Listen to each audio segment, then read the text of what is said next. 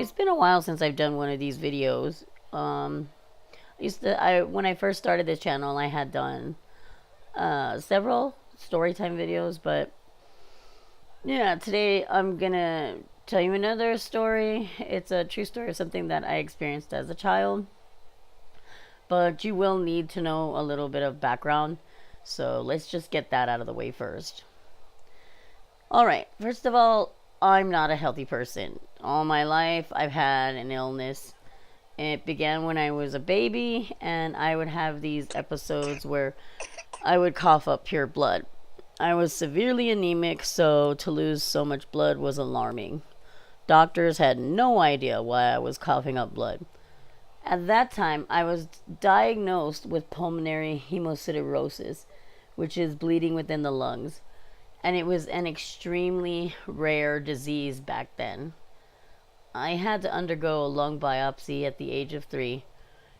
From then on, my childhood meant 2-hour trips to UCLA Children's Hospital every 3 months for testing and a lot of medications. At age 9, the blood episodes had calmed down, but my diagnosis was changed to lupus. That was when I started to see visible changes in my hands due to early onset arthritis. And that's about it. That's the shortest background I can give you to the actual story that I wanted to tell you today. Alright. My mother, being an incredibly traditional and superstitious Filipino mother, believed in Filipino curses.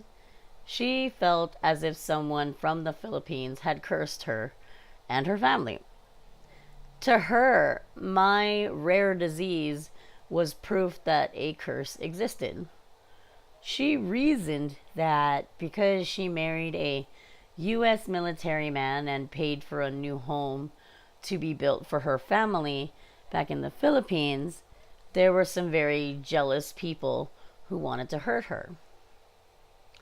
This made my mother highly superstitious and religious, though she was a Catholic who also worshipped Buddha. So, yeah, that's a little off, but that was her. Despite taking me to all these specialists and doctors and being put on so many medications, I still wasn't getting any better. The doctors told her that I would be lucky if I lived to see 12.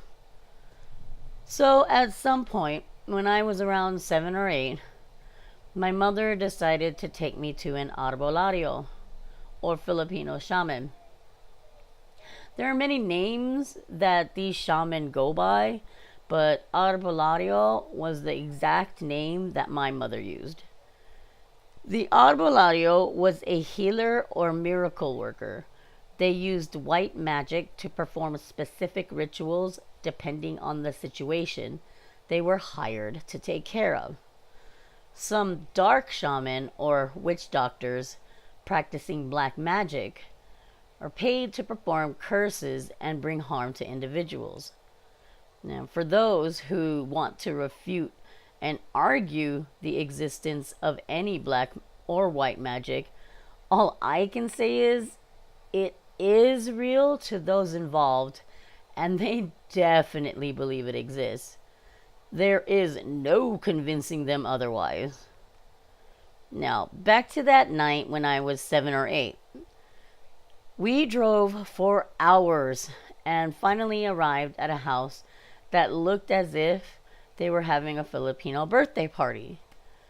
There were so many people, and Filipino food lined long tables, and there was this weird energy in the air. Now, I never really learned to speak Tagalog because my father didn't allow it.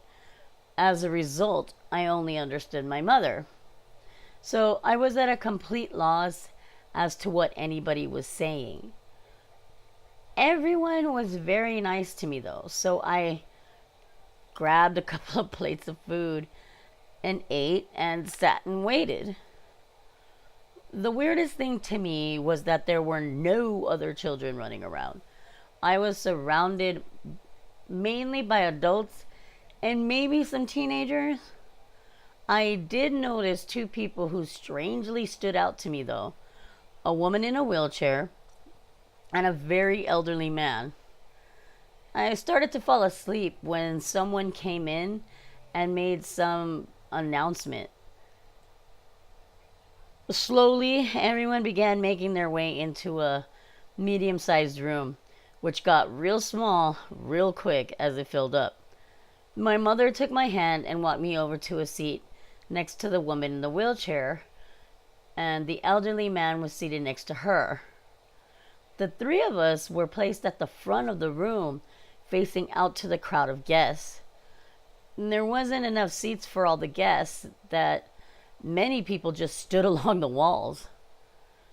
A matured man, dressed all in white, came into the room. His hair was very neatly parted on the side, and he wore two necklaces with crucifixes on them. Everyone turned to him, and there were sounds of praise and gratitude.